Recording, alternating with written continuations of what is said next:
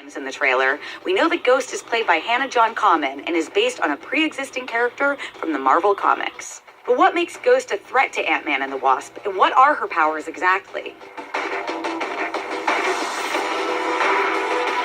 In the comics, Ghost is a skilled inventor and hacker whose ability to interface with machines allowed him, yep, she is a he in the comics, to design an advanced bodysuit that grants its users superhuman abilities. Namely, the suit allows Ghost to become intangible at will, like Kitty Pryde. He can also become invisible, but he can't do both at the same time. It looks like those powers have carried over to the movie version of the character.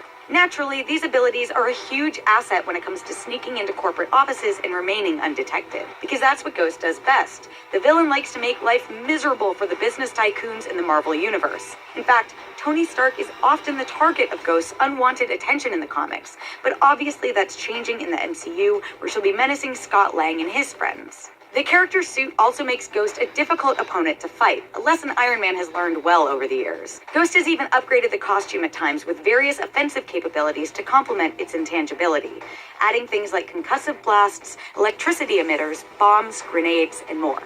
So far, very little is known about how the character will be portrayed in Ant-Man and the Wasp, other than Ghost being reimagined as an Ant-Man villain rather than an Iron Man foe. But it's likely this version of Ghost will still have a bone to pick with a business tycoon, only this time, Hank Pym seems like the probable target.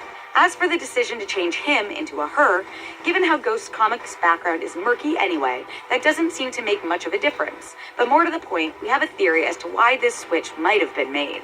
There's a brief shot in the trailer where we see Lawrence Fishburne seemingly watching Ghost undergo some kind of scientific experiment or transformation.